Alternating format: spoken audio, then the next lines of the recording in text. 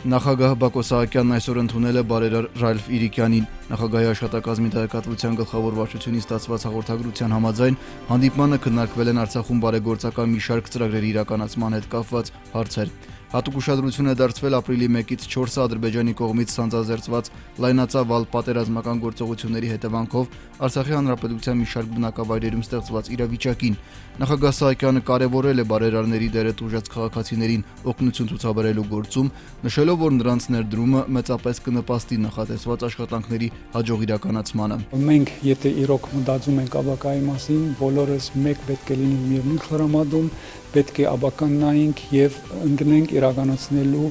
համազգային սրբազան, այսպես ասած, սուրբ ռազմավարություն, որի միջոցով մենք կկարողանանք ավելի ամուր կանգնած լինել մեր նպատակները իրականացնելու համար, այստեղ չեմ քննարկում ամուր կանգնած լինել հողի վրա, որտեղ մենք ամուր ենք, ոչ մեկը մեզ չի կարող արմատախիլ անի, ընդհակառակը բոլորս մեր ուժերը ավելի պետք է համակարգենք, հավաքենք եւ փորձենք ավելի ուժեղ լինել աբական ավելի ուժեղ դիմավորելու համար։ Հիմա վերլուծությունների շրջան է, այդ փուլը շատ կարճ է եւ պետք է կարողանալ գնահատել ինչպես առավելությունները, այնպես էլ բաց թողումները, ասում է Լեռնային Ղարաբաղի Հանրապետության ազգային ժողովի պատգամավոր Արմեն Սարգսյանը։ Նույնիսկ ամենափոքր ինչ սխալը մեր կամ բաց թողումը սխալչացենք, պետք է փորձենք շտկենք։ Լինի դա տեխնիկայի հետ, լինի կազմակերպչական հարցերի շրջում եւ այլն, որ իմ կարծիքով արում է։ Արմեն Սարգսյանը կարծում է, որ Ադրբեջանը մտադիր է ռազմական հաջողության հասնելով նախաձեռնությունը տալ դիվանագետներին եւ հայկական կողմին իր շահերից բխող պայմանագիր թելադրել։ Նրան դա չհաջողվեց, փոխարենը հիմա մեր զինվորները պայքարը տեղափոխել են դիվանագիտական խրամատ։ Եվ մեր դիվանագետները իրավունք չունեն ի վերուստ որը մի բան մտածեն ու փորձեն պարտադրել ժողովրդին։ Պետք է փորձենք ժողովրդին քաղաքականացնել։ Պատրաստել ժողովրդին ինչին, հանրապետության նախագահի խոսքին է հողում կատարում պատգամավորը, ըստ որի ցանկացած դիվանագիտական ընթացք պետք է ստանա ժողովրդի այոն։ Նույն տրամաբանության մեջ խորհրդարանի կրթության, գիտության եւ սպորտի հարցերի հանձնաժողովի նախագահը դիտարկում է հակամարտության սրման օրերին Լեռնային Ղարաբաղի Հանրապետության ազգային ժողովի հայտարարությունները։ Հիմնական կետը ինձ համար այն է, որ ազգային ժողովը հստակ ձևակերպել է, որ Ղարաբաղը պետք է լինի բանակցային գործընթացի կողմ։ Գործը պետք է դիվանագետները կատարեն, բայց հանրությունը պետք է պատրաստ լինի ընդունել կամ ոչ ասել բոլոր տարբերակներին։ Այսօր Ռուսաստանի արտգործնախարարի շնորհիվ հարթակի վրա են մադրիդյան սկզբունքներն ու Կազանին ընդառաջ ներկայացված կետերը։ Դրանց էությունը հիշեցնում եւ վտանգի մասին է զգուշացնում պատգամավորը։ Համենայն դեպս թղթի վրա գրված է, որ պետք է միջանցքով Ղարաբաղը կապվի Հայաստանի հետ։ Դեր հարցը մեր անկախության խնդիրը։ Եթե նույնիսկ նախկին Լեռնային Ղարաբաղի ինքնավար մարզը անկախանա, շեշտում եմ նույնիսկ, եւ մենք ցամաքային ինչ որ 10-15 կիլոմետրանոց միջանցքով կապենք Հայաստանի հետ, սա նշանակում է,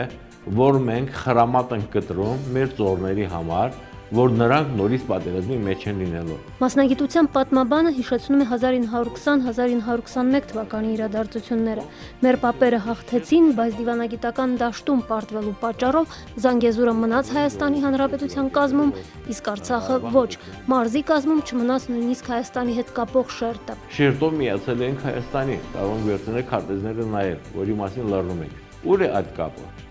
Ուր ենք հասել դեռ։ Մենք նորից կոմունիստական այն վերաձևությանն են գնում։ Կա երաշխիք, որ նույն ճակատագրին չի արժանանա միջանցք նախատեսող ցանկացած այլ առաջարկ չկա, ասում է պատգամավորը, հիշեցնելով 1994-ի զինադադարը կնքելու օրերը, եւս մեկ շաբաթ եւ հնարավոր կլիներ Ադրբեջանի հետ քաղաքական պայմանագիր կնքել, չեղավ օտար միջամտության պատճառով։ Ինչպես եղավ, որ 94 թվականին Լևոն Տեր-Պետրոսյանը իր իշխանության համար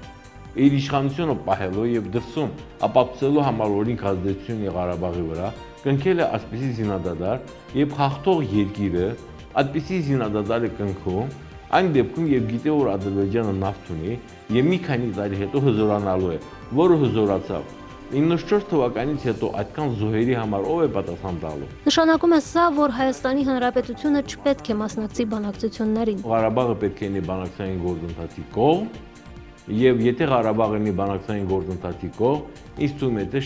շատ ավելի ռեալ, ճիշտ կարողանալու է շատ հարցերում կողմնորոշի։ Իսկ Հայաստանը պետք է լինի Ղարաբաղի անկախության երաշխավորը այս բանակցությունների ընթացքում։ Այսօր դիվանագետները պետք է գործեն, ունենալով զինվորների ուժն ու տեղեկացված ժողովրդի աջակցությունը, կարծում է падգամավորը։ Դիվանագետների համար խրամատ կա գծված, առաջնագիծը, եւ մենք պետք է շատ լուրջ, սթափ,